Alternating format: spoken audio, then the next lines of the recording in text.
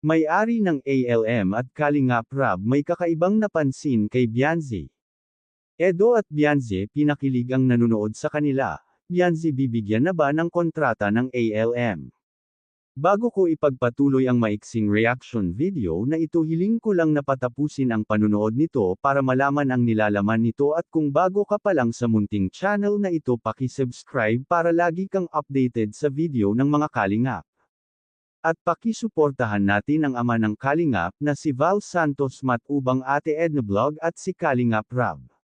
Isang mapagpalang araw sa inyong lahat mga Kalingap, at shout out nga pala sa patuloy na sumusuporta sa aking YouTube channel, lalong-lalo na sa mga viewers natin na walang sawang nanonood at sumusuporta. Maraming salamat. Kakaiba ang ganda ni Bianzi sa naganap na fashion show na ginanap sa mall. Talagang napakadami ng tao dahil inaabangan nila ang Kalingap Angels.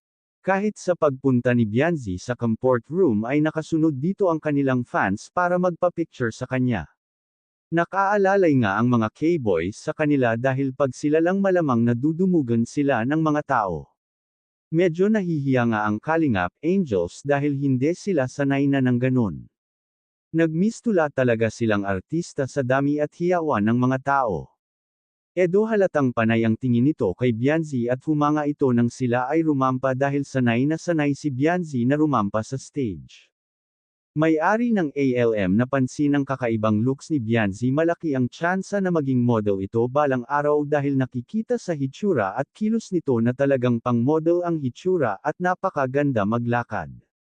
Marami ngang nagkokomento na baka makuha ito ng may-ari ng ALM at papirmahin ito ng kontrata. Sa gitna ng fashion show ay may sinabi si Edo kay Bianzi at mabilis itong sinagot ni Bianzi. Sa pagsagot na iyon ni Bianzi ay halatang natigilan ito at lumingon-lingon pa. Kung mapapansin natin ay parang nahiya si Bianzi sa kanyang pagsagot kay Edo.